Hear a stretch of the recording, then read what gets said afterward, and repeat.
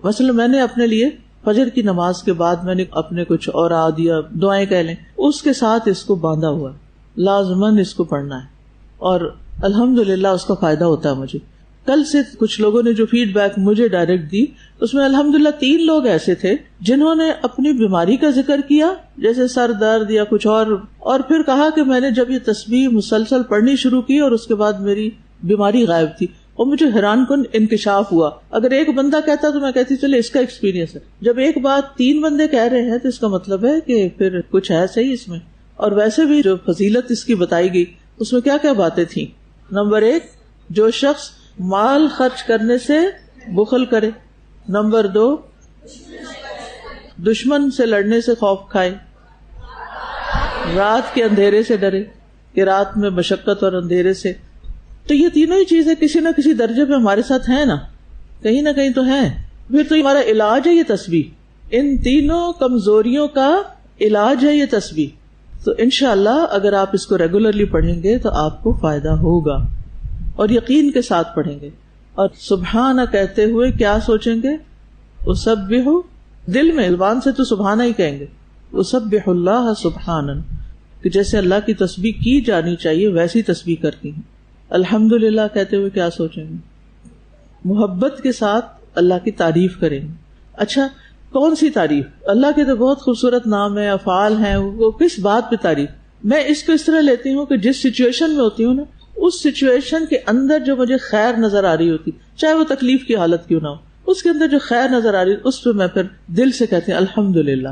اور اگر آپ اپنے دماغ کو اس کام پہ لگا دینا کہ وہ ذرا خیر کی باتیں چننے لگے، نعمتیں گننے لگے، تو پھر آپ انشاءاللہ محبت سے ہی حمد کریں گے اللہ کی. اور آج ہم پڑھیں گے واللہ اکبر.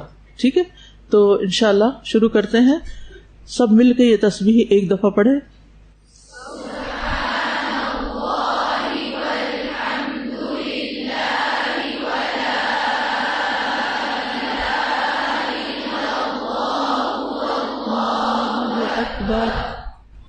پاک ہے اللہ، اور سب تعریف اللہ ہی کے لیے ہے، اور اللہ کے سوا کوئی معبود نہیں، اور اللہ سب سے بڑا ہے. واللہ اکبر، یعنی اس میں یہ اقرار کیا جا رہا ہے کہ اللہ سب سے بڑا ہے، اور ہم اللہ کی تسبیح بیان کرنے، حمد بیان کرنے سے قاصر ہیں. ہم حق ادا ہی نہیں کر سکتے کیونکہ وہ بڑی عظمت والا ہے، بڑی شان والا ہے، یعنی ہم اس کا ادراک ہی نہیں کر سکتے وہ کتنا بڑا ہے. آپ میں سے کوئی بتا سکتا ہے اللہ کتنا بڑا ہے؟ نہیں بتا سکتے نا، کیونکہ ہمارے پاس کوئی پیمانہ ہی نہیں ہے، وہ پیمانوں سے بھی بالا ہے. بس ہمارا یہ عقیدہ ہے، ہمارا یہ یقین ہے کہ وہ سب سے بڑا ہے. آپ دیکھیے کہ اللہ سبحانہ تعالیٰ کی عظمت کو محسوس کرنے کے لیے اللہ کا کلام قرآن مجید تو ہے ہی، لیکن اللہ تعالیٰ کی کائنات میں غور و فکر جو ہے اور اس کی پیدا کی ہوئی بڑی بڑی اور حیران کن چیزوں میں جب انسان غور کرتا ہے تو اس سے بھی اللہ تعالیٰ کی ایک عجب طرح کی عظمت دل میں آتی ہے. انسان کے اللہ کی بڑائی کا احساس ہوتا ہے. ہماری زمین کس نظام کے اندر ہے؟ اسے کیا کہتے ہیں؟ نظام شمسی یا سولر سسٹم. کہا جاتا ہے کہ تقریباً 400 ارب کے قریب نظام شمسی ہیں، نظام شمسی ہیں. ٹھیک ہے، اور ہماری جو کہکشاں ہے جس میں یہ نظام شمسی ہے، یہ ایک اوسط درجے کی ہے، درمیانے درجے کی ہے، بہت بڑی نہیں، اس سے بڑی کہکشائیں بھی ہیں. اور آپ دیکھیے کہ ہماری کہکشاں سے جو قریب ترین کہکشاں ہے اس میں تقریباً 1000 ارب سورج، ایک کہکشاں کے اندر صرف 1 ارب نہیں، 1000 ارب سورج پائے جاتے ہیں. شمس سورج کو کہتا ہے. نظام شمسی کا مطلب ہے کہ آپ کو جو سورج نظر آتا ہے اس سورج کے ارد گرد کچھ سیارے گھوم رہے ہیں، ان میں سے ایک چھوٹا سا سیارہ جو ہے بلو ڈاٹ، وہ کیا ہے؟ زمین ہے آپ کی جس پر آپ رہتے ہیں. اور یہ کتنی بڑی ہے، گھوم پھر کے دیکھ لی ساری، ہم میں سے کسی نے بھی نہیں دیکھی. تو آپ دیکھیے کہ اگر ہماری زمین اتنی بڑی ہے اور پھر جس سورج کے گرد یہ گھوم رہی ہے وہ اتنا بڑا ہے، وہ اس سے کئی لاکھ گنا بڑا ہے، اور پھر ہماری کہکشاں کے اندر بہت سے سورج ہیں، اور جو ہماری قریبی ہمسایہ کہکشاں ہے اس کے اندر 1000 ارب سورج ہیں. آپ سوچئے کہ ان کے ارد گرد پھر کتنے سیارے ہوں گے. کچھ امیجنیشن میں آ رہے، دماغ میں سما سکتا ہے. پھر آپ دیکھیے کہ جو یہ 7 والی کہکشاں میں سورج ہیں، سائنسدان کہتے ہیں کہ وہ ہمارے سورج سے دگنے یا تگنے حجم کے ہیں، یعنی اس سے بڑے ہیں وہ.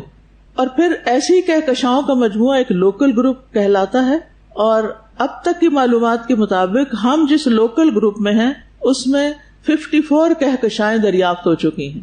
اور پھر جیسے لوکل گروپ بنتے ہیں کہکشاؤں کے، ان سے مل کر کلسٹر بنتے ہیں. ہمارا لوکل گروپ ورگو کلسٹر کا حصہ ہے جو 100 لوکل گروپس پر مشتمل ہے.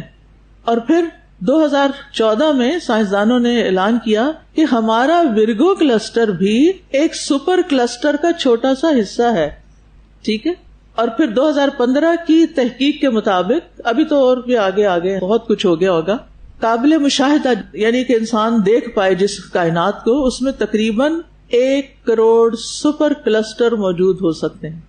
اور یہ 10 سال پہلے کی ریسرچ ہے. اب آپ خود سوچیں، جس رب نے یہ سب کچھ بنایا ہے وہ رب کتنا بڑا ہوگا.